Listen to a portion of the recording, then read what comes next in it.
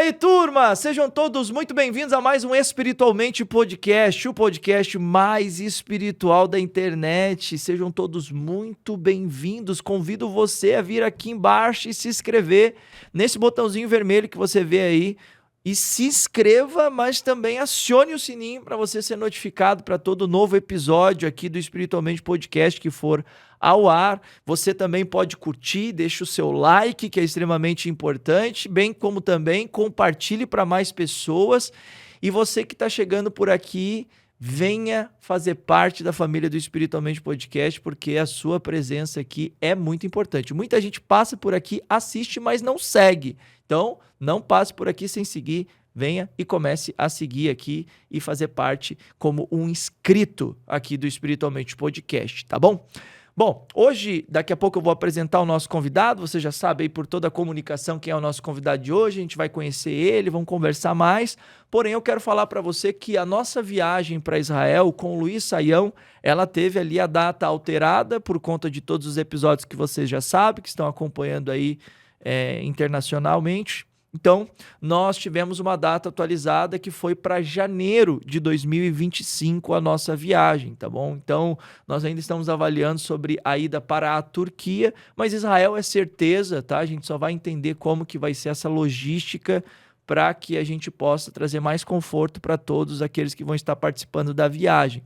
Mas você vai tirar todas as suas dúvidas sobre aéreo, terrestre, passagem, dias, horários, alimentação, tudo que você precisar saber. Basta você pegar aí o seu celular, se você está acompanhando pelo televisor, aponta o seu celular para o QR Code que está aí na sua tela, ou então você pode, se estiver acompanhando pelo celular, clicar no link que está aí na descrição para você tirar todas as suas dúvidas com o pessoal lá da Biblos Viagens. O Israel vai estar lá para te atender com toda a equipe dele, para orientar você, tirar todas as suas dúvidas, para você se tranquilizar. Mas tem tempo ainda, né? Nós estamos agora no mês de abril, que era para quando nós deveríamos estar fazendo essa viagem, mas agora nós vamos para o ano de 2025 em janeiro, então tem tempo para você se organizar e ficar tudo certo, tá bom? Então, venha fazer parte dessa caravana com Luiz Saião. Como ele diz, não é uma viagem, é uma experiência com a Bíblia em 3D, né? Então, venha fazer parte com a gente, vai ser incrível, tá bom?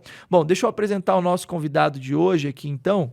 Flávio Valvassoura é pastor sênior da Igreja Nazareno Central de Campinas, escritor, conferencista, é autor de vários livros, entre eles Não Mais Escravo do Medo, Superando Limites, O Deus da Esperança e também coautor do best-seller Como Vencer Gigantes, que é o que nós vamos falar aqui hoje. É formado pelo Seminário Nazareno de Bethel Institute, Asbury Theological Seminar nos Estados Unidos, com especialização em pregação bíblica e liderança eclesiástica. Então nós estamos aqui recebendo hoje o nosso querido Flávio Valvassoura. Seja muito bem-vindo, obrigado por aceitar o nosso convite e estar aqui com a gente. Privilégio estar aqui com vocês, que honra. Muito bom. Agora que você já sabe que é o nosso convidado de hoje, vem aqui embaixo, compartilha com os amigos, com os irmãos da igreja, compartilha com toda a sua comunidade, os grupos, para que nós possamos ter aqui a sua presença e a presença de todos os seus amigos, familiares e todos os irmãos aí da fé acompanhando esse podcast de hoje. Nós vamos conhecer Flávio Valvassoura. Conta um pouquinho da sua história, deixa a gente te conhecer. Ótimo. Como que é ser pastor, líder, cuidar de um ministério tão grande e todas as suas experiências. Conta um pouquinho mais, quem é, de onde você veio, deixa a gente conhecer. Pois é, olha só, que interessante, Douglas. Eu sou carioca de nascimento. Ah, é? E meu pai, eu sou filho de pastor, meu pai é o primeiro salvo na família, conheceu o evangelho naquelas maneiras bem diferentes que aconteciam antigamente, com cultos em praça, através do ministério do Exército da Salvação. Olha. Ele estava em Campinas, meu pai não é de Campinas, meu pai é mineiro, interior de Minas Gerais, uma cidadezinha chamada Itaú de Minas, e ele foi para tentar a vida como numa cidade rural, sem muita esperança de desenvolver um futuro promissor.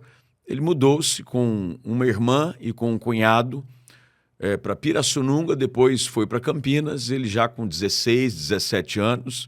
As coisas antigamente começavam muito mais cedo e mais rápido.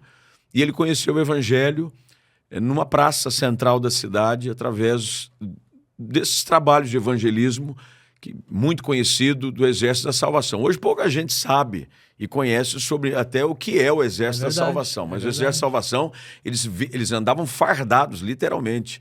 E dentro do ministério tinha suas patentes.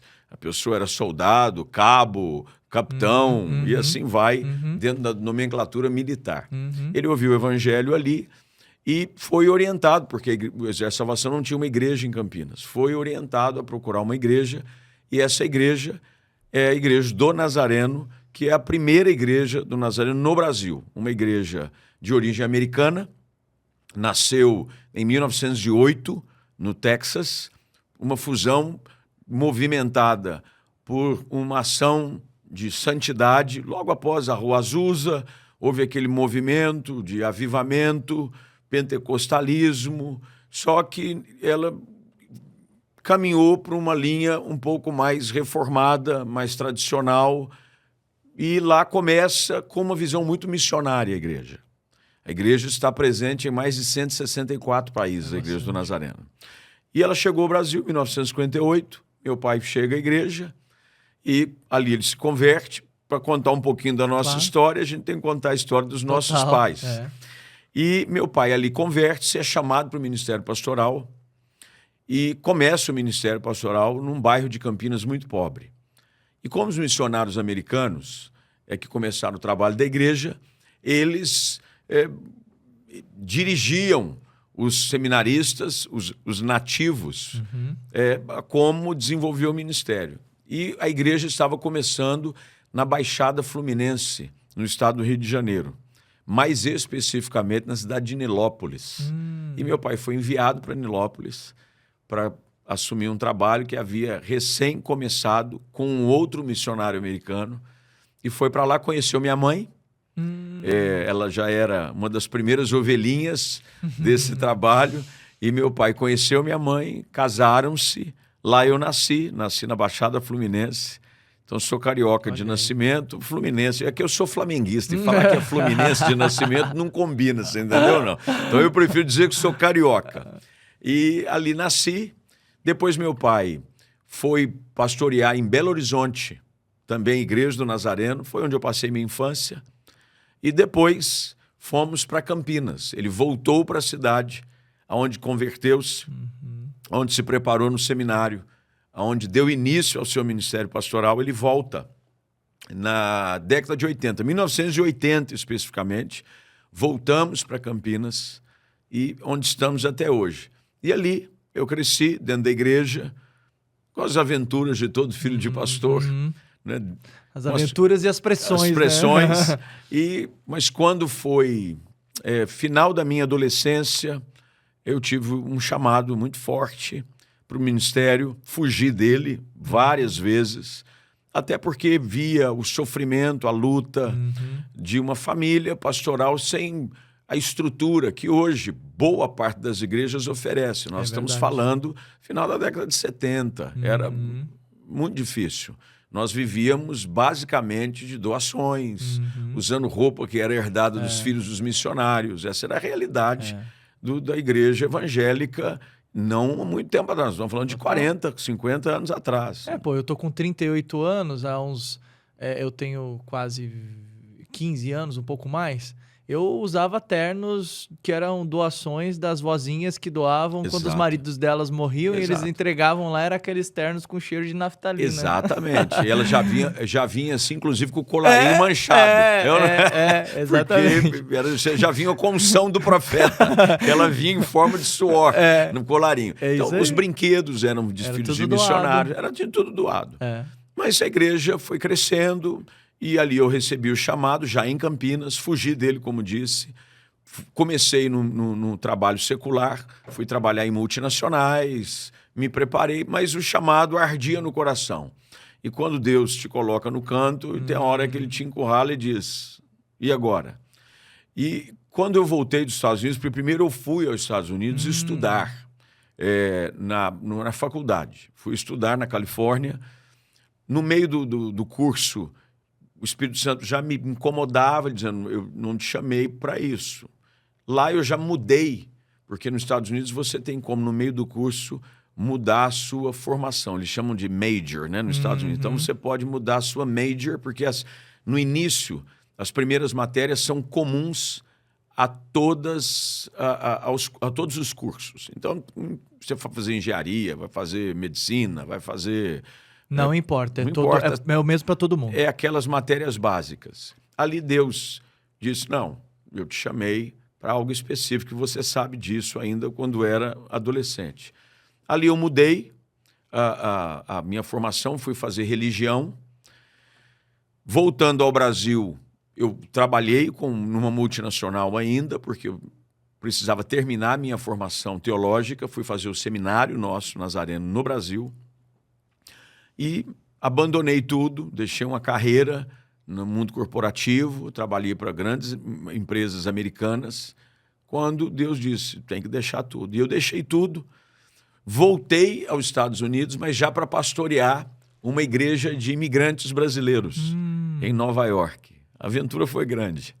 Cheguei para pastorear um grupo que tinha 5 pessoas e uma igreja que tinha acabado de ver uma crise terrível.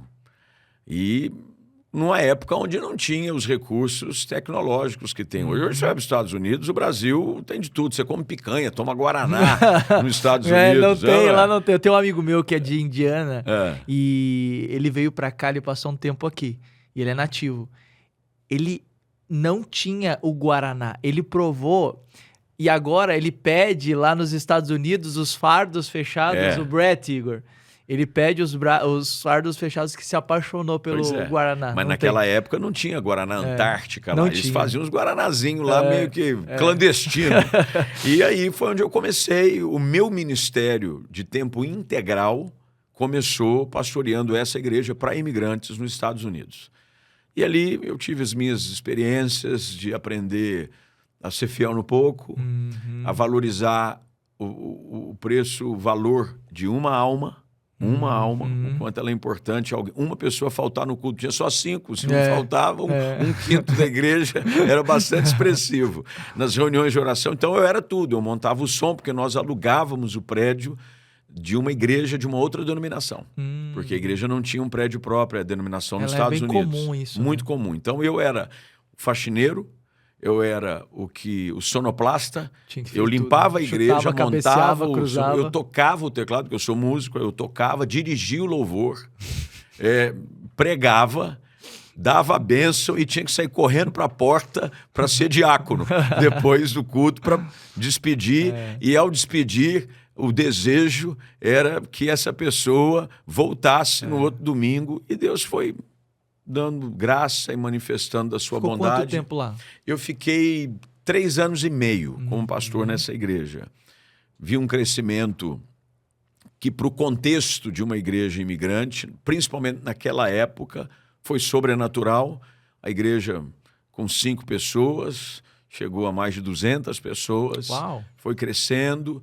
Eu formei um sucessor que, quando voltei ao Brasil, atendendo um convite da denominação, da qual sou pastor, para assumir um trabalho já de volta em Campinas.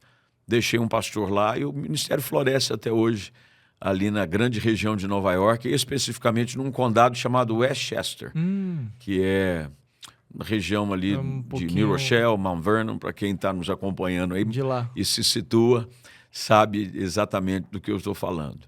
Então, esse sou eu, sou filho de um casal maravilhoso, meu pai é pastor, minha mãe formada em Direito, mas dedicou boa parte da sua vida para a educação. Ela foi diretora de uma das escolas que nasceu da igreja local.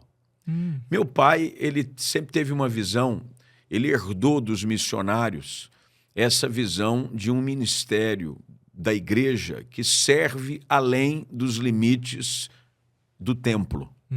Uma igreja que serve à sociedade como um todo. Um ministério bem holístico, né? E uma das características da denominação da Igreja do Nazareno é essa, é ministrar para a pessoa como um todo. Então, nós temos creche, que cuidamos de crianças, há uma associação beneficente que foi criada, também pelo meu pai, dentro dessa herança dos missionários americanos. Hoje nós cuidamos diretamente de 1.500 crianças carentes e em parceria com a prefeitura da cidade de mais 3.000. Então, são 4.500 crianças cuidadas pela igreja. e começamos uma escola. Começou primeiro com maternal, depois foi para o ensino fundamental e hoje, já isso estou dizendo, 35 anos já se passaram, numa escola de ensino maternal até o ensino médio, com cerca de 1.500 alunos. Uau! Muito essencial e muito importante, Exatamente. Principalmente nos tempos atuais, né? E você sabe uma coisa, Douglas? Nesse fenômeno de um liberalismo desenfreado, o que tem nos chamado bastante atenção, dentro do contexto da educação, é que muitos não crentes buscam a escola. Total. Porque a pessoa diz assim, bem, eu não sou evangélico, não frequento igreja, mas eu quero que o meu filho esteja num ambiente onde ele vai ter preservado valores morais sobre família. Uhum. E a base da formação moral da família é a Bíblia. Uhum. Então, eles mandam seus filhos. E é interessante que se transformou num centro de evangelismo através dos filhos. Porque os pais começam a se conectar com a igreja por causa dos filhos. Os filhos estudam, os amigos têm um ou outro que frequenta a igreja. Nem todos são da nossa igreja. É uma escola que atende a cidade. Uhum. E essas conexões começam a ser estabelecidas. E, de repente, a família está indo para a igreja. E, por conta disso, há 16 anos atrás, nós construímos um templo anexo à escola. Ele começou a servir como um auditório para datas específicas e celebrações da escola, mas foi crescendo, crescendo. Hoje é uma extensão nossa na cidade, a Igreja do Nazareno em Campinas, tem 4 extensões. Uma delas é essa igreja que eu comecei. Eu dei início a esse trabalho 16 anos atrás. E se transformou num celeiro de conexão e berçário também, de muitas famílias chegando através da escola e conhecendo o Evangelho. Tem sido lindo. Como é importante atender a um chamado e como é importante você ter dado vazão a essa visão que Deus te deu, né? Porque hoje você é o responsável por esse ministério em Campinas? Sou. O meu pai, ele jubilou-se há 6, vai para 7 anos. Meu pai já vai para 80 anos de idade. E ele, num processo, nossa estrutura de governo é diferente. Nossa estrutura de governo ela é bem rígida. E o processo de transição pastoral passa pela diretoria da igreja. Eu era pastor em outros lugares. Eu comecei a pastorear fora. Esse ano eu faço 30 anos de ministério pastoral. Então eu comecei lá atrás e fui pastoreando outras igrejas. Mas quando começou o processo de transição pastoral, dentro da estrutura de governo da nossa igreja, estabelece uma comissão que busca definir o perfil de um pastor para substituir o pastor atual. E eu fui selecionado com mais 7 nomes e depois foi feito aquele processo que demorou 7 anos. Uau, 7 anos. 7 anos o processo de transição. Sabia que muitas O pessoas... Davi foi ungido rei, mas ele teve que aguardar, né? Pois é. E eu tive que aguardar também, porque uma vez eleito, eu tive que aguardar 1 ano e meio ainda. Porque foi feita a eleição e foi definido um prazo de transição com o pastor. Então eu ia, pregava de vez em quando, me situava sobre algumas questões administrativas, ministeriais, e assim caminhou. Mas o nosso caso tem sido hoje estudado como um case mesmo, de sucesso recente, talvez sem precedente na história da igreja brasileira. Olha. De uma transição pastoral saudável que seguiu um processo intencional. Porque a maioria dos casos de transição pastoral, você deve ouvir falar, são traumáticos. Ou pela morte de alguém, ou por racha, ou por alguma situação desse jeito. O nosso foi assim, muito natural, e não por eu ser filho, tinha outras pessoas, e o nosso caso é a votação de assembleia aberta, né? Então o pastor, para ser eleito pastor da igreja, ele tem que ser votado pela assembleia dos membros com 2/3 dos votos. Olha. Então não é maioria simples, não, é 2/3, 67,7%. O pessoal tem que gostar, né? Muito, tem que ter uma direção clara de Deus. O que protege muito o pastor. Faz sentido. Porque você entra sabendo que você está sendo esperado, te querem ali. Exato. E junto a isso vem o favor de Deus, a bênção. E assim eu estou, nos últimos 7 anos, assumi o trabalho da Igreja do Nazareno Central de Campinas, um desafio enorme, porque meu pai ficou 38 anos Uau, é tempo. como pastor da mesma igreja. Uhum. E as digitais impressas, E a pressão? grande. É você pegar o camisa 10 do Santos depois que o Pelé aposenta. Aí a perna treme, mas a graça de Deus é maior Deus que todas essas sustentando, coisas, né? e a gente vai percebendo de que não é apenas, eu gosto sempre de dizer dessa forma, Douglas, não é apenas pelo talento do homem, não é só por atributos do homem, mas é acima de tudo pela graça e pelo poder do Espírito. Por que eu disse apenas? Porque tem pessoas que esquecem da importância de se preparar, de estar adequado para uma função. Acha que tudo é no Espírito. Não, Deus vai mover. Não. Quando o Senhor buscou alguém capacitado para levar a igreja além dos limites de Samaria, porque o Senhor tinha dito para os discípulos, Jerusalém, Judéia, Samaria, confins da terra. Até Samaria, o grupo interno resolvia. Quando precisou de alguém poliglota, com um passaporte internacional, tiveram que ir atrás de Paulo. Então, há uma ação de Deus, mas Deus procura pessoas preparadas também. E Deus fez isso, e nós estamos lá, servindo nesse último tempo aí. Como é importante isso. Agora eu quero, inclusive, aproveitar e entrar nesse tema, nesse assunto, porque é um assunto que muitas vezes é negligenciado. Existem pessoas que espiritualizam o que é natural e existem pessoas que naturalizam o que é espiritual, né? Então, o ponto aqui é a gente conseguir encontrar esse equilíbrio. Existem muitos paradigmas, existem muitos dogmas, existem muitos questionamentos acerca do conhecimento dentro da igreja. Mas a Bíblia, quando a gente, por exemplo, vai ler Provérbios, a gente vê Deus falando sobre a importância do conhecimento, da sabedoria, da inteligência.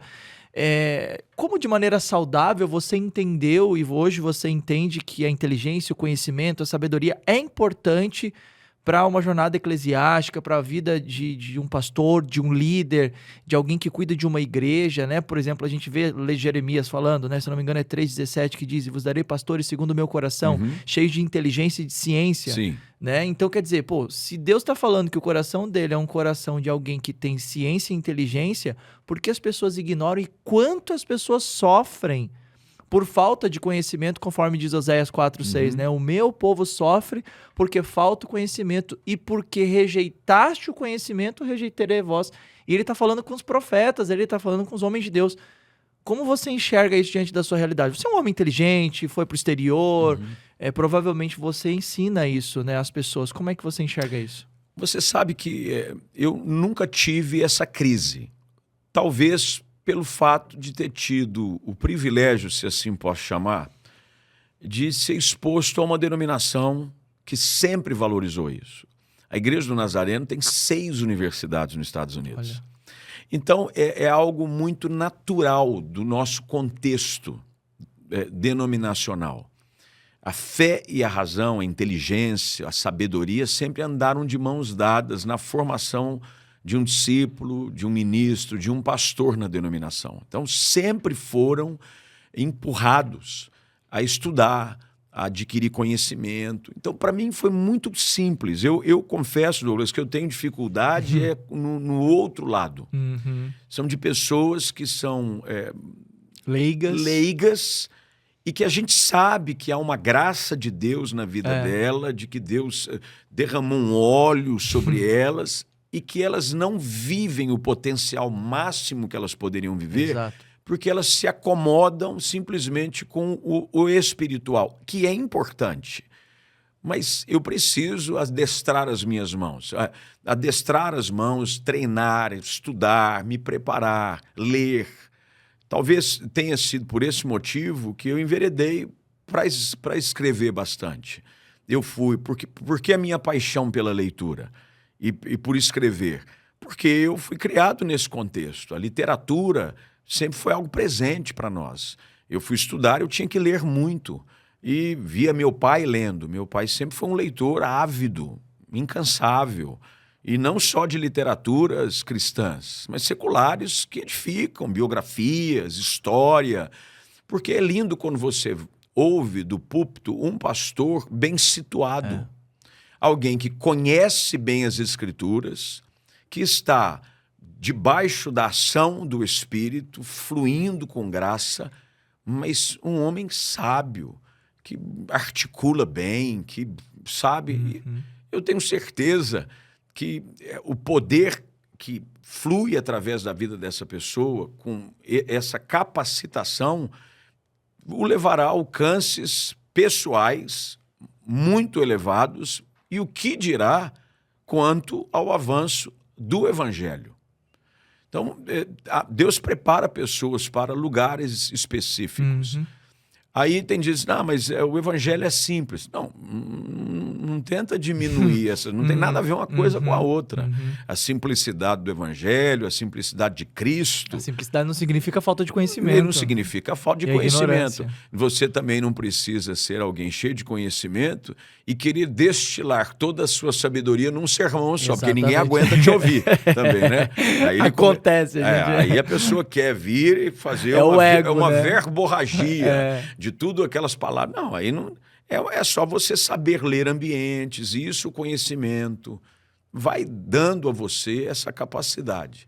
Então, eu acredito bastante, Douglas, que essa parceria entre o conhecimento daquilo que é as Sagradas Letras e estudo, eu sempre estudei, eu leio tudo, até hoje eu gosto de ler, eu gosto de estudar, eu gosto. As pessoas às vezes falam assim para mim, não, mas você fala de tudo um pouco, eu quero estar bem situado. Eu começo o dia lendo o jornal. Tem uma frase que, se não estou enganado, foi conferida ao príncipe dos pregadores, Charles Spurgeon, que ele dizia que todo bom pregador deve andar com a Bíblia numa mão e o jornal do dia na outra. Foi ele mesmo.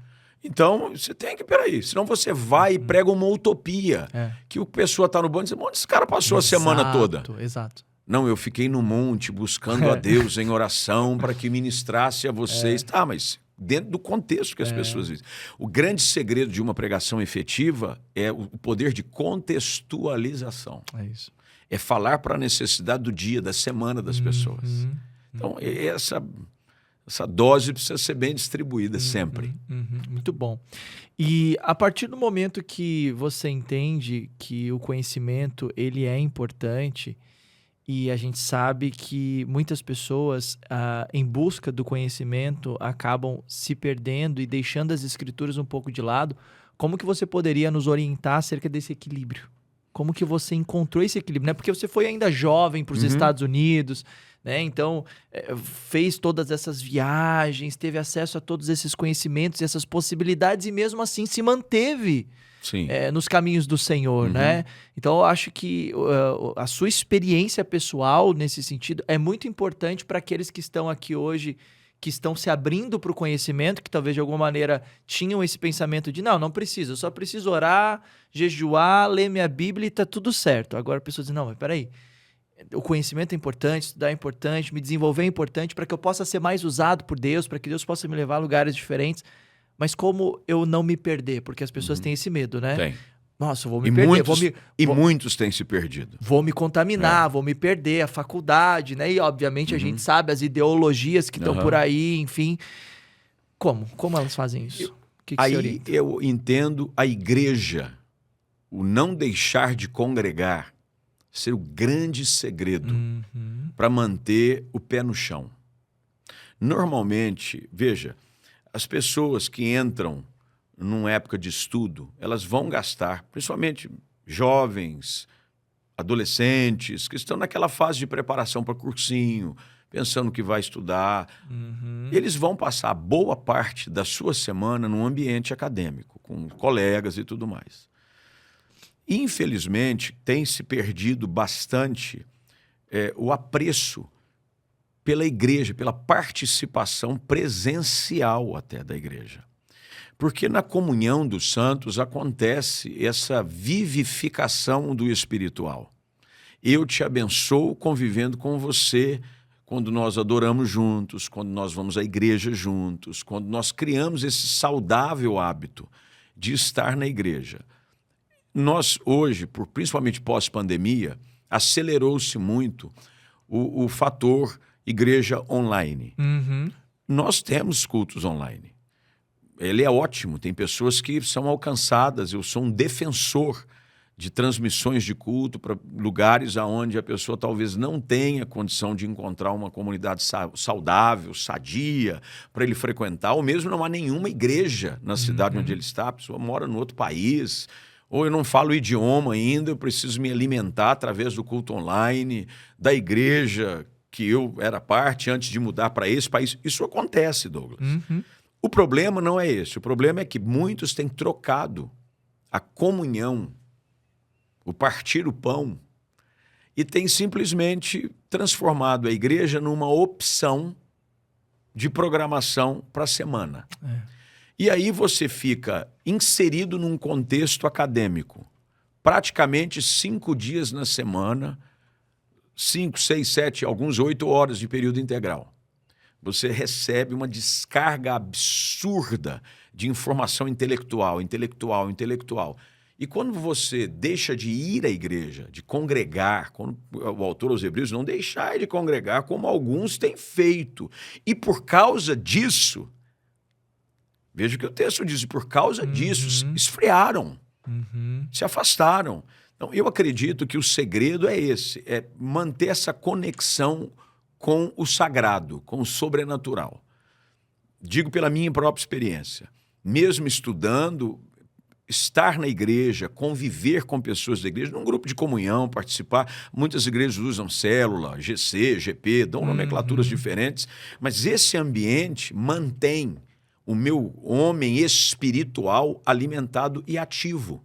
Ele precisa ser. A gente vai alimentando só a sabedoria, não é? A inteligência, mas a gente precisa alimentar o homem espiritual. E o homem espiritual, ele é alimentado na igreja, ele é alimentado de uma boa prática e de hábito devocional.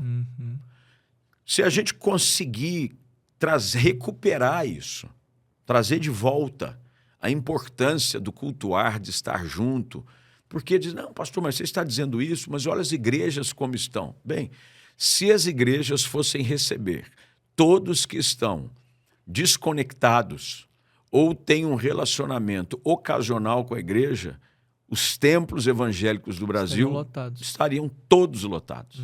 Então eu acho que o equilíbrio é esse. Igreja.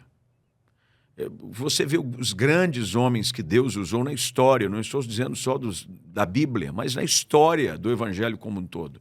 Todos eles capacitados intelectualmente, mas que tinham o bom hábito da vida espiritual, do culto em casa, de sentar-se à mesa, de orar. E, por exemplo, nós em casa, quando estamos todos em casa, as meninas agora eu tenho 2 filhas, estão em época de faculdade, mas todos os domingos nós sentamos à mesa juntos, nós oramos juntos pela refeição. Então, a gente vai alimentando a importância da vida espiritual. A gente vai para culto junto. Ontem mesmo, 2 moças e a esposa. Já imaginou para sair para o culto? 3 mulheres. 3 mulheres. Aqui, arruma o cabelo. Uma está aqui, inclusive. Deus te abençoe, amor. Não, eu vou depois com o carro da Giovana. Eu falei, para quê com 2 carros? Vamos juntos. Porque eu gosto desse... Vamos para a igreja junto com os filhos. Vamos voltar. Então, essas coisas, elas precisam ser intencionais também. Sim. Porque se eu não intencionalmente buscar as coisas espirituais, eu vou começar cada vez mais a me afastar delas. E eu acho que isso é um risco muito grande e muito comum de acontecer, principalmente com quem trabalha com isso, né? Porque existem aqueles pastores, líderes, né, que começam a ter isso no dia a dia. E isso vai se tornando tão comum que ler a Bíblia, ter que jejuar, isso vai se tornando uma coisa automática, mas vai se perdendo a intimidade com Deus e muitas vezes não vai focando nisso que você falou, que é extremamente importante, que é trazer para o hábito familiar. Isso. Porque às vezes a pessoa ela está tendo um sucesso enorme lá fora no púlpito, mas dentro de casa ela está tendo um fracasso incalculável. Você sabe, Douglas, que eu uma vez estava numa conferência nos Estados Unidos foi na igreja... Aconteceu na igreja de Willow Creek, mas não foi um evento do Summit ou algo assim, para aqueles que conhecem, sabem do que eu estou falando. E foi ministrar, e eu fui especificamente porque eu queria ouvir esse pastor, que ele é muito conhecido, ele é pastor em Honolulu, chamado Wayne Cordeiro. Você já deve ter ouvido falar dele, ele tem um livro, inclusive, que fica a dica, dentro daquilo que a gente está falando, chama Andando com o Tanque Vazio. Ah, sim. Uhum. É o Wayne Cordeiro. Eu conheço. E ele foi pregar, e ele falou sobre o momento em que ele escreve esse livro, sobre o porquê andar com o tanque vazio. Porque nós, pastores, a gente que está com a responsabilidade de ministrar o povo, se não tomarmos cuidado, nós vamos se transformar em cozinheiros em dieta. Uhum. Então a gente vai servir o bandejão, mas eu não vou comer, eu não provo disso. E o Wayne Cordeiro, nesse dia, e aquilo me marcou muito, ele estava com a Bíblia aberta e falou, o meu problema começou a acontecer quando eu abri a Bíblia simplesmente para alimentar vocês. Eu abria a Bíblia e fazia assim. Então, essa imagem ficou muito marcada na minha mente, porque ele estava com a Bíblia aberta, então ele era como se estivesse pegando algo, o alimento, e servia para o povo. Foi quando o Espírito Santo me ensinou e eu precisava voltar à prática de me servir para, através de mim, servir você. Perfeito. Então, eu como, porque a boca fala o que o coração está cheio. Então, eu me alimento e sirvo vocês. A melhor mensagem é aquela que fala primeiro com o pregador. Então, essa é uma prática, é um hábito que precisa ficar presente. Eu preciso ter o meu tempo de oração, o meu tempo de devocional, o meu tempo de ministração pessoal. Não para aquilo que os outros querem ouvir, mas o que Deus quer falar comigo. E isso precisa ser recuperado e buscado. Porque, do contrário, vai ficar essa dicotomia muito inteligente que foi dividida numa palavra única que leva o nome do podcast. Vai ficar só com a mente. E o espiritual vai embora. As duas coisas devem andar de mãos dadas. É o espiritual, mente. E tem gente que esqueceu o espiritual. Ele se transformou num profissional da fé. Perfeito. Então ele vai, eu preciso pregar, eu preciso arrumar uma mensagem para dar para o povo. Qual a melhor mensagem? Qual a melhor mensagem? O que será que o povo vai gostar de ouvir hoje? Aí ele começa a pregar, não em harmonia com o que o Espírito quer falar, ele começa a pregar por aprovação, por aplausos, por curtidas, por performances. E aí é um perigo. É feito a gente pesquisar na internet o que é que está em alta agora, né? O que está em hype. Qual é o assunto? O trend. Qual é a trend? Fica mais ou menos nisso aí. É um perigo. Agora, muitos desafios foram enfrentados durante essa jornada aí. Obviamente, eu acho que esses desafios, eles trazem muito aprendizado, tanto para você quanto para todos que te ouvem. E aí a gente vem para um livro aqui que você trouxe para mim, chamado Como Vencer Gigantes, onde ele traz lições bíblicas da luta entre Davi e Golias. E você fez esse livro aqui em coautoria com um dos grandes nomes aí, que é William Douglas. Como foi essa parceria com o Dr. William? Seu xará de segundo nome. Meu xará, O William Douglas foi assim, sabe aquelas situações em que Deus orquestra cada detalhe? O William Douglas, do meio jurídico, hoje ele é um desembargador. Na época ele era juiz federal. E o meu cunhado, irmão da minha esposa, é um advogado muito bem sucedido, e eles conheciam-se por situações do meio jurídico acadêmico, porque ambos são professores, e numa situação ou outra, não sei porquê, hoje nós entendemos o porquê, mas são aqueles mistérios de Deus, né? Aquilo que você falou. É o intelectual, sim, mas nesse caso tem um mistério total. De Deus, total. Ele disse, eu queria conhecer o seu cunhado. O William me disse. Eu fiquei sabendo que ele é pastor, tal. Eu vou estar indo ministrar em Campinas, eu vou falar num jantar da Adonep, Associação de Homens de Negócio do Evangelho Pleno. E a Adonep tem o hábito, né, de fazer jantares, para convidar pessoas para dar testemunho. Eles trazem muito não crentes para ser uma ferramenta de evangelismo. E levaram o William para dar o testemunho. E o meu cunhado disse, olha, lembra aquele juiz, tal, ele queria te conhecer, ele pediu para te avisar que ele vai estar no jantar da Adonep, na cidade, se você não poderia passar lá pelo menos para dar um abraço. Falei, ok, pensei, vou lá, não o conheço, mas se ele quer me conhecer. Eu não consegui chegar para o jantar, mas eu cheguei no final do jantar. Ele já estava conversando com algumas pessoas, convidados do jantar, e eu me dirigi até ele, eles sem me conhecer pessoalmente, uma época que as redes sociais ainda não estavam tão presentes na vida das pessoas. E eu também conhecia, mas é foto, ele um grande autor, principalmente o best-seller dele é aquele como passar em concursos. Verdade. Aquele é o grande best-seller dele. E eu cheguei, eu falei, olha, doutor William, eu sou Flávio Valvassoura, pastor, e me apresentei, eu sou o cunhado do Alexandre Gianluca. Poxa, tal, queria te conhecer, tal, ouvi falar de você. E assim, de uma forma muito natural, nós trocamos telefones, já tinha mensagem naquela época, não é uma país que nós estamos falando mas já trocamos mensagem, ele disse assim, olha, gostei de você, vou te mandar uma mensagem, a gente conversa. Ok, foi assim. Passaram-se algumas semanas, ele me manda uma mensagem dizendo assim, o que você acha de a gente escrever juntos um livro? Olha. Como assim? Eu sei que você já publicou alguns livros, eu já tinha alguns livros meus publicados. Eu falei, eu queria... O que você acha? Eu gosto assim de selar um relacionamento que eu entendo ser de Deus com um trabalho em conjunto. Ele fez isso com o Davi Lago também, que esteve aqui. Davi esteve aqui, ele escreveu... Ele fez Formigas. Formigas. E ele falou, tudo bem. Ele falou, eu estou com uma ideia, vê se você acha a ideia boa e a gente começa a trabalhar em cima. E ele falou, olha, eu estou com uma ideia de pegar princípios da batalha entre Davi e Golias. Falei, boa, eu cresci ouvindo sobre Davi e Golias na igreja. Tem uma coisa que eu sei, é a história de Davi e Golias. E nós mergulhamos no texto, ele e eu, e começamos a produzir em conjunto esse material que, assim, de uma forma despretensiosa a princípio, ele já tinha os contatos com as editoras, mas começamos a orar, pensar, falou, poxa, se uma grande editora no Brasil acreditasse no projeto, seria, sim, fantástico. E nós trabalhamos, estudamos, pesquisamos, fomos ler, eu fiquei mais na área expositiva, fui fazer exegese do texto, aquela questão um pouco mais acadêmica, ele com...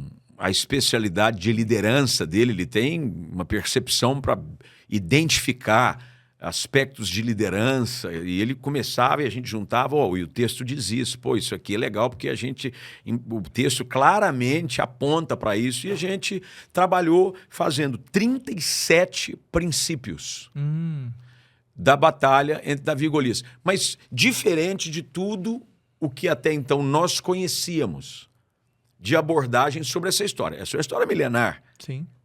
Até quem não é cristão conhece sobre Davi e Golias. Há ditados que se referem a Davi e Golias.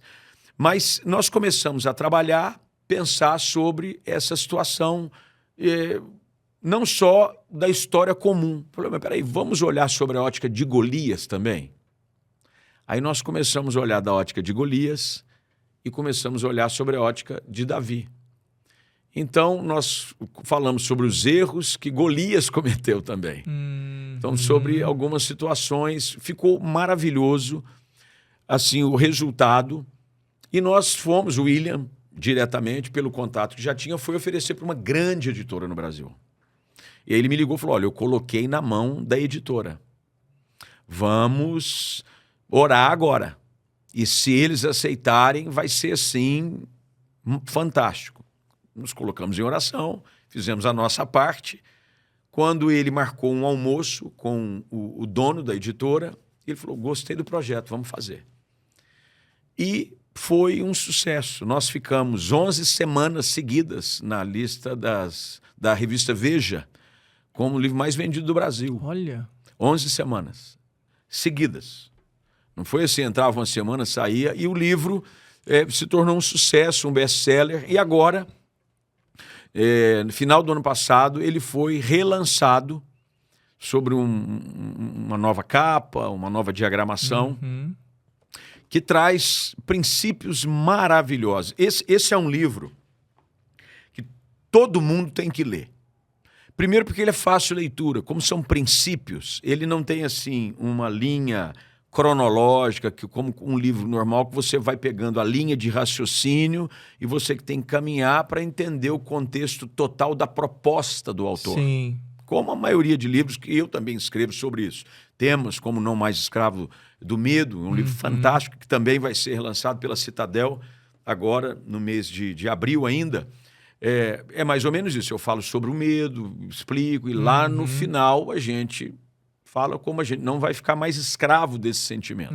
Mas esse livro, diferentemente, por ter princípios bem pontuais, ele pode ser lido assim, hoje eu vou ler só esse princípio. Tá bom, tipo Provérbios. Eu Exato. quero ler um capítulo 1 de Provérbios, eu quero ler o capítulo 5 de Provérbios. Muito bem. Tem umas assim, gigantes não se criam sozinhos. Perfeito. Pô, legal, como é que é isso aí? Tem muitas coisas, por exemplo, tem gigantes que nós o alimentamos. E quanto mais se alimenta um gigante, mais ele cresce. Pois é. Uma das partes do livro a gente fala sobre isso. Golias não nasceu com 3 metros de altura, você pode ter certeza. Ele nasceu, provavelmente, se muito, como um bebê maior do que a média. Mas todo gigante nasce pequeno. E você imagine se alguém tivesse confrontado Golias quando ele ainda era pequeno. Era mais fácil de derrubar. Pois é, era pequenininho. Então tem muitas coisas como essa, Douglas, que são muito interessantes de se abordar. Dentre todos, desculpe te interromper, dentre todos os temas aqui que você teve algum deles que na hora de escrever, na hora de você trocar ideia com o Dr. William Douglas, na hora de vocês desenvolverem ali toda a estrutura, foi aquele texto que você disse assim, uau, esse texto aqui tem uma coisa diferente. Óbvio, né? O livro inteiro, obviamente, tem um conteúdo formidável. Eu ainda não li totalmente o livro, mas já peguei para ler, inclusive marquei ele lá e ele já repostou lá no story dele. Inclusive, que vocês tiverem, marquem ele lá e já marquem espiritualmente podcast também, que a gente Exato, me coloca lá. Meu Instagram é a coisa mais fácil do mundo. É meu nome, Flávio Valvassoura. Tudo junto. Pronto. Fala para nós. Olha, esse livro, se você me permite pegar aqui, esse capítulo, que eu acho ele... Primeiro foi uma descoberta no sentido, assim, inovador para um pastor que já pregou, já mergulhou no capítulo 17 do primeiro livro de Samuel, que é onde conta sobre a batalha, inúmeras vezes. Eu já preguei esse texto incontáveis vezes. Mas essa é a riqueza dos textos bíblicos, né? Quanto mais você mergulha, quanto mais você conhece, sempre, né? Parece que cada vez há algo novo de Deus. Mas esse capítulo, que inclusive ele fala sobre a estratégia torna o gigante menor. Porque nesse aspecto do livro que a gente falou sobre o que de diferente, você falou, pô, eu fui escrever isso aqui, que legal. Porque analisando a história de como Davi chega, ele vai para levar lanche para os irmãos. Sim. Ele não vai para uma batalha. Ele é pego assim de surpresa num contexto desconhecido. E ele já é abordado pelo seu irmão de uma forma muito deselegante. Eu conheço a sua presunção, eu sei o que você está fazendo aqui. Já era fruto da rejeição pelo fato de que no capítulo anterior Samuel já tinha ido à casa de Jessé, seu pai, e ungido para ser o novo rei. E aí ele ficou todo enciumado. Ficou enciumado. Ele chega dessa maneira. Só que a maneira como o Davi se posiciona antes de descer ao vale de Elá é tão crucial quanto pegar 5 pedras, colocar no seu alforge e, no momento pontual da batalha, correr e lançar a pedra e atingir a testa do gigante. Porque às vezes nós achamos exatamente isso. Não, é agora que está valendo, é na hora do pega. Não. A estratégia que tornou o gigante menor foi a perspectiva de Davi diante de um cenário que para os outros era impossível de ser vencido, mas que para Davi era uma oportunidade de viver um novo tempo na sua vida. Então a estratégia que ele assume desde o momento em que ele chega como fazendo um delivery. Ele era o primeiro iFood de Israel, foi ele. O pai diz para ele, vai lá e leva um queijo. Ele devia ser mineiro. Pão de queijo. Um pão de queijo para os seus irmãos. Leva também para o capitão. Então, a estratégia toda, não só de Davi, mas do próprio pai, de abrir caminhos. Então, essas situações, porque tem muita gente que não se apega aos detalhes, mas são os detalhes que circulam, né, rodeiam a batalha, é que vão fazer com que o desfecho dela seja diferente. Então, esse capítulo, a sua estratégia torna o gigante menor. Esse foi. E é muito interessante esse texto, porque falando aí agora, me vem aqui a memória de que a oportunidade que Davi precisava para que ele pudesse sair da condição aonde ele estava, como pastor lá de ovelhas, rejeitado pela família, surge a partir de uma decisão de aceitar servir aqueles que nem se importavam, que o rejeitavam. E o fato dele servir, inclusive o livro fala, fiz a lição de casa, o livro fala que ele sai, e o livro dá ênfase justamente ao que está na Bíblia, dizendo de que ele sai de lá, mas ele não deixa as ovelhas sozinhas. Exatamente. Né? Ele deixa um outro pastor lá cuidando das ovelhas.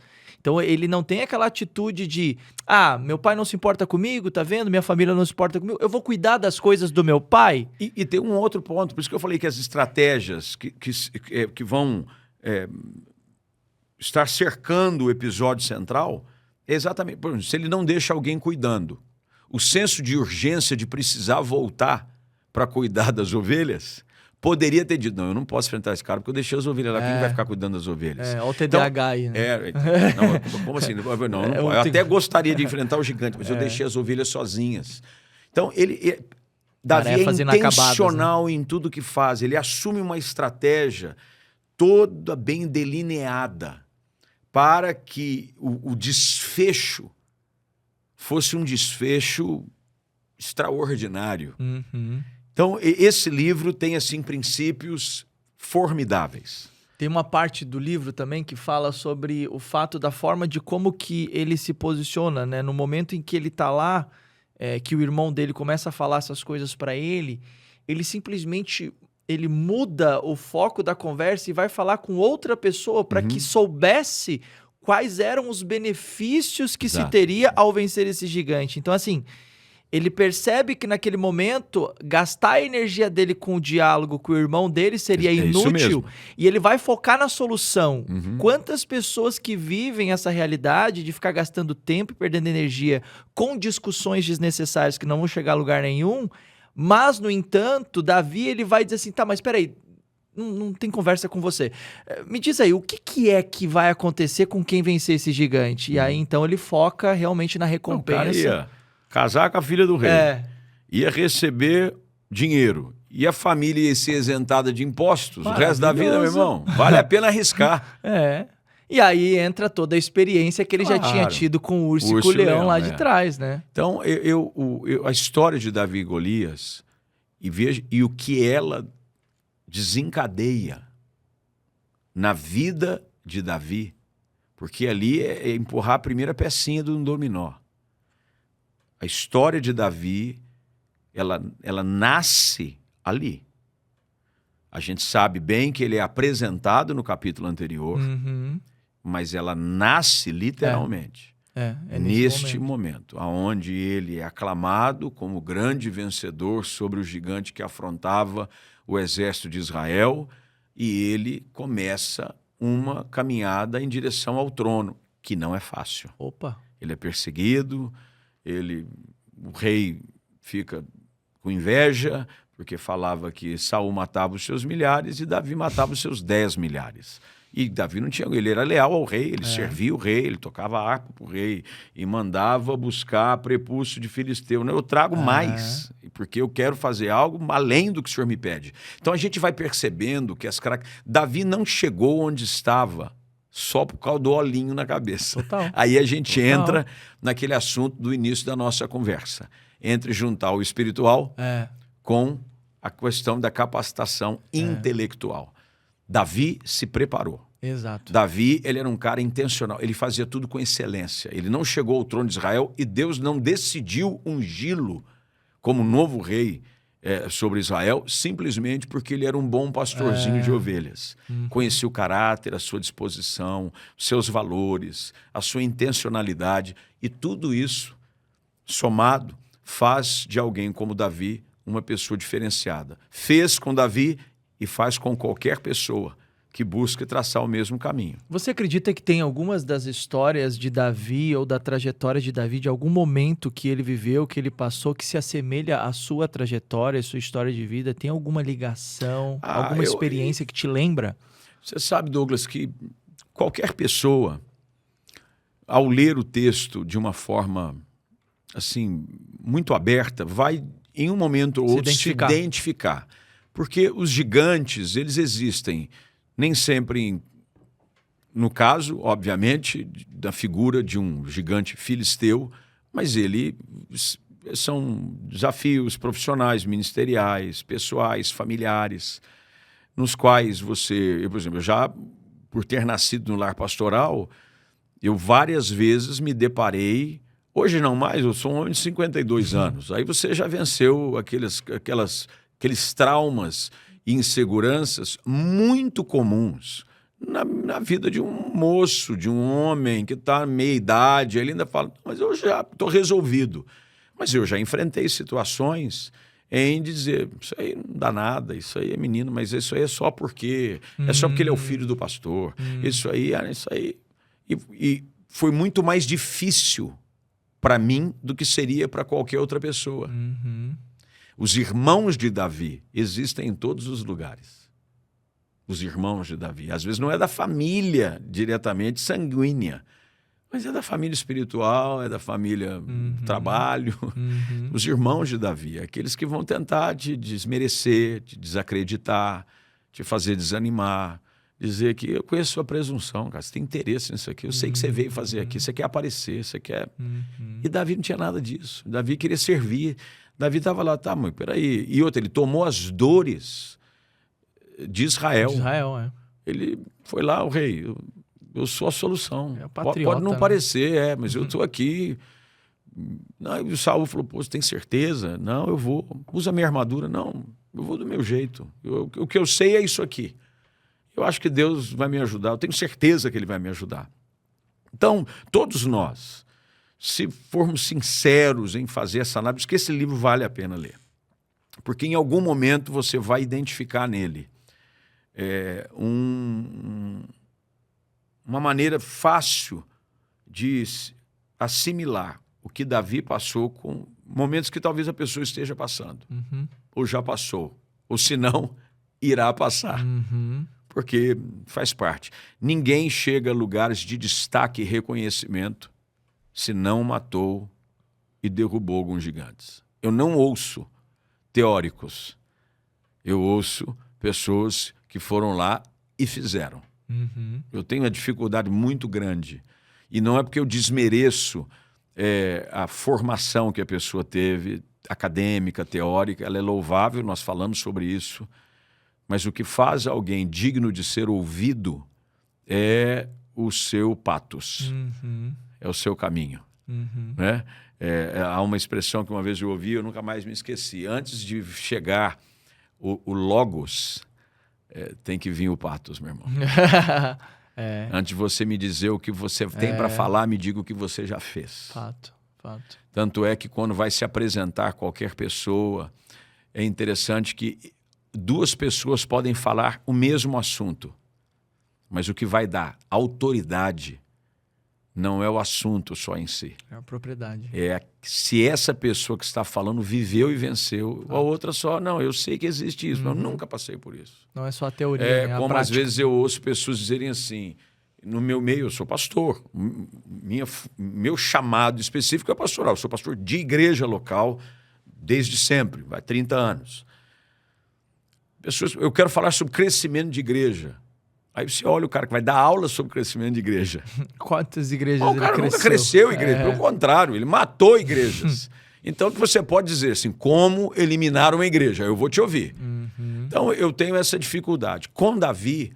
É uma boa dificuldade a se ter, né? Eu acho. É prudente ter essa dificuldade. As pessoas querem dar aula sobre... Todo mundo agora se transformou em especialista de curso. O Google, né? O Deixou Google, todo mundo especialista. Todo mundo. Especialista em alguma coisa. O ChatGPT, então, agora torna todo mundo... Eu tenho dificuldade. É uma expressão no mundo do futebol... os jogadores sempre falam isso, né? De um para o outro. Quando eles começam a querer contar vantagem, eles dizem assim... Jogou aonde? Eles dizem assim, você jogou aonde? Jogou no Real Madrid? Jogou no Barcelona? Óbvio, para não citar os times da capital, porque teve a final do campeonato. Aí vai que tem alguém nos acompanhando que está com a alma ferida. Mas o cara me pergunta, jogou aonde, meu irmão? Quantos campeonatos você ganhou? Que camisa você vestiu? Não, eu vou sentar e vou te ouvir. Porque não, esse cara chegou aonde eu quero chegar. Ele tem propriedade. Ele já matou seus gigantes, seus ursos, seus leões. Ele já morou em caverna, esse cara. Esse cara já foi traído. Davi é um cara que vale a pena ouvir e ler e estudar sobre ele, porque ele passou por todos os perrengues que um homem pode passar. Todos que você imaginar. Ele perdeu um filho. Ele perdeu um filho ainda... menino, criança. Depois ele morre, ele perde um filho, fruto de uma rebeldia. Absalão, que se revoltou contra o pai, ele teve um problema dentro de casa. E depois o seu comandante é que mata o filho. Ele tem que sair fugido. Já enfrentou muita coisa. Ele foi perseguido pelo rei que ele servia. A caverna de Adulão lá, quando ele entra com os homens tudo fracassado lá dentro, e ele sai de lá e ele se tem alguém que é um mastermind, porque essa é a expressão que se usa, eu sou um mastermind, meu irmão mastermind é Davi, porque o cara chega numa caverna só com gente quebrada, falida, e os transforma, ó, como eles são chamados depois, os valentes de Davi. Vale a pena você ler a história desse camarada. Teve a família sequestrada. Chegou lá em Ziclag, os seus compatriotas queriam apedrejá-lo. Teve seus filhos levados, suas esposas, seus bens, e esse cara se reergueu de novo.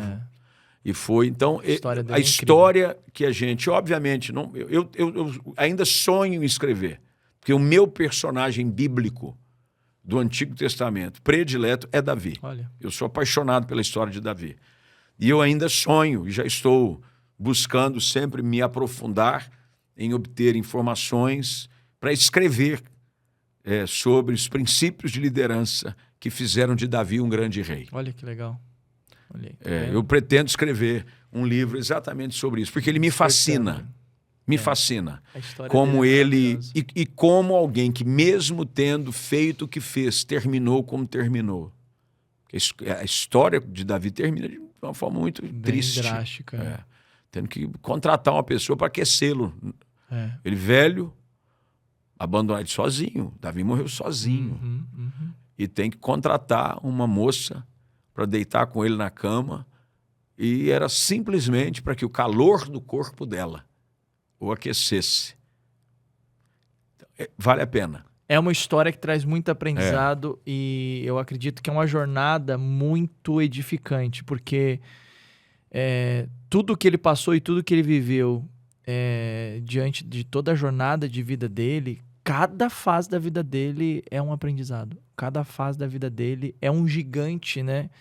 Que, na verdade, só o capacitou para que ele pudesse não só vencer aquele gigante que ele teve que enfrentar, mas todos os outros gigantes que ele teve que enfrentar na vida, as decepções com filhos. Vários. E ele teve que fugir de gigantes numa situação. Total. Quando você vai a 2 Samuel, capítulo 21, se não me falha a memória, é quando ele vai lutar com Isbi Benob. Sim, sim. E ele começa a perder a batalha. E um dos soldados tem que vir e dizer, sai fora que você vai perder. Nós vamos lutar com ele. Ele corre risco eminente de vida, a ponto de, a partir daquela batalha, os generais e os chefes do exército dizerem a ele, você não vai sair mais porque nós não queremos que se apague a estrela de Israel. Inclusive dali que vem a inspiração para a bandeira de Israel, a estrela de Davi, que era a marca, nós não queremos que se apague. Então esse momento de um um destemido homem que vê no ápice do seu reino ser temido, respeitado, mas que entra, de repente, ele não encarava mais o gigante com a mesma força. Então, todos nós temos que aprender o momento certo de dizer, agora, essas batalhas não são mais minhas. A gente tem que deixar os outros entrarem com mais força para lutar. E aí Davi assumiu uma posição mais estratégica. Bem, enfim, a gente poderia aqui... Tem muito pano para manga. Quem sabe, quando eu lançar o livro, a gente volta e fala exclusivamente sobre ele. Não é? Porque é realmente algo que está ardendo no meu coração escrever sobre Davi. Muito bom, maravilhoso. Tivemos aqui, meus amigos, Flávio Valvassoura, um grande homem de Deus, escritor, pastor, líder, um homem que hoje tem sido uma influência de Deus na sociedade sobre a vida de centenas e milhares de pessoas dentro e fora da sua congregação, através das redes sociais, enfim, da sua vida, da sua jornada. E como é bom você poder ter acesso a conteúdos, a literatura, a conhecimento adequado que pode tornar a sua vida uma vida melhor, onde você vai aprender a lidar e enfrentar todos os desafios e os gigantes que vão surgir na sua vida, porque eles surgem e eles estão aí. Você precisa aprender a ter estratégias aí para poder vencer esses gigantes e derrubar esses gigantes, porque não é força, né? Não. É estratégia, é técnica, e a nossa maior técnica, a nossa maior estratégia é estar ali, ó, aliançado com o Criador, porque é como a própria Bíblia diz, né? Enquanto o gigante diz, olha, você vem a mim com pau e com pedra, pois eu vou até você em nome do Senhor dos Exércitos. Então, enquanto muitas vezes a gente quer lutar as nossas lutas na força do nosso braço, na nossa capacidade intelectual, como bem o pastor falou aqui, nós temos que também aprender a trazer Deus para essas nossas batalhas, né? Então, a gente vê lá o gigante afrontando a pequenez, né? E muitas vezes a falta de prática ali de Davi, mas mal sabia ele que essa prática e essas habilidades eram potencializadas pelo Deus a quem Davi servia, que derrubou esse gigante de 3 metros, sendo ele muito menor do que esse gigante. Pastor, antes da gente finalizar, a gente gostaria de ouvir agora uma mensagem do senhor, olhando para aquela câmera lá, pessoal aqui, para todas as pessoas que estão te ouvindo agora. Que mensagem que o pastor Flávio Valvassoura gostaria de deixar para toda a nossa audiência? Fica à vontade. Bem, antes de mais nada, Douglas, quero te agradecer pelo privilégio, a honra de poder estar aqui com você. Eu tenho recebido tantas informações, tantos insights sobre como o podcast tem abençoado pessoas. Você tem trazido pessoas relevantes com conteúdo numa era que é importante a gente saber ouvir de fontes boas, conteúdos relevantes. Então, parabéns pelo canal, pelo podcast, pela sua missão, pelo seu chamado. Que Deus te coloque em voos ainda mais altos. Que você voa igual um A380, aqueles assim, cheio e alto. Amém. E para você que está em casa, há uma expressão nas Escrituras sobre a importância de você aprender a enfrentar os desafios da vida com força e resiliência. Essa combinação ela é indispensável. Força pessoal, porque se você não quiser... Eu ouvi uma vez de um amigo pastor essa afirmação. Se você não quiser, nem Deus consegue te ajudar. Você precisa querer, é não desistir. Força, às vezes quando você já não acha que tem mais, porque Deus faz forte o cansado. Mesmo cansado, você pode buscar forças em Deus. E resiliência, que é a capacidade de enfrentar as dificuldades, permanecer de pé e se reinventar. Quem sabe no meio dessa luta você está tendo a oportunidade de se reinventar e encontrar uma redireção de Deus para a sua vida. Porque os gigantes vêm para nos promoverem. Os gigantes nunca vêm para nos matar, para anular o projeto de Deus. Então, diante dos gigantes que talvez você esteja enfrentando, ou daqueles que vierem, saiba, as melhores oportunidades vêm em forma de gigantes. E se você souber usar as armas e as estratégias corretas, prepare-se para um tempo de promoção na sua vida. Que Deus te abençoe, guarde você, a sua casa, desde agora e para sempre. Amém. Muito bem. Estamos aqui, então, encerrando esse podcast de hoje. Obrigado, pastor, pela sua presença. Obrigado à presença da Ana Paula. Isso, olha, eu guardei o nome, sua esposa. É minha assessora. A sua assessora. Faz muito tempo. Está assessorando já há bastante anos. Bastante anos, tempo, né? E cara, assessora cara. É uma assessora cara. Mas é um investimento. É alto, faz parte, faz né? parte. Tudo aquilo que é bom é caro, né? É caro, é verdade.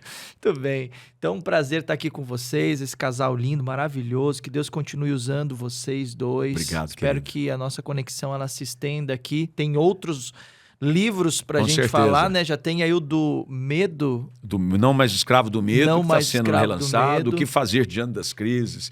Tem um devocional que eu lancei, Fé e Esperança para cada dia. Enfim, é só me procurar nas redes sociais, você vai achar Onde livro. o pessoal encontra você nas redes sociais? No meu Instagram, hoje é o canal que eu mais uso, porque lá tem os links que vão levar as pessoas a todos os outros contatos. Então você pode ir no Instagram e me seguir, Flávio Valvassoura, tudo junto, e você vai me encontrar. Todo dia tem uma mensagem. Eu começo o dia com alguns cortes de uma palavra de encorajamento, de fé, de esperança.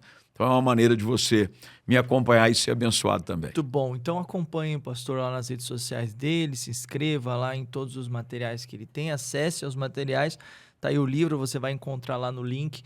E tenha boas pessoas para você seguir, acompanhe conteúdos que são conteúdos de qualidade, que vão edificar a sua fé, vão te trazer um conhecimento assertivo e tornar a sua vida uma vida melhor. Porque hoje, conforme a gente falou aqui, existe muita gente que tem muito conteúdo, mas não consegue colocar em prática nada daquilo que sabe. Saber e não fazer é não saber. Então não adianta nada a gente ter o conhecimento. Pegue conhecimentos como esse e coloque em prática na sua vida, porque só assim você vai conseguir ter o resultado que você precisa. Porque afinal de contas, para você poder colher um fruto, você tem que plantar a semente, você tem que regar a semente, você tem que cultivar aquela semente. Então o conhecimento é como uma semente que precisa estar ali sendo cuidado, regado, para que esse conhecimento ele se desenvolva em você e você possa colher os frutos que são os resultados que você quer ter na sua vida.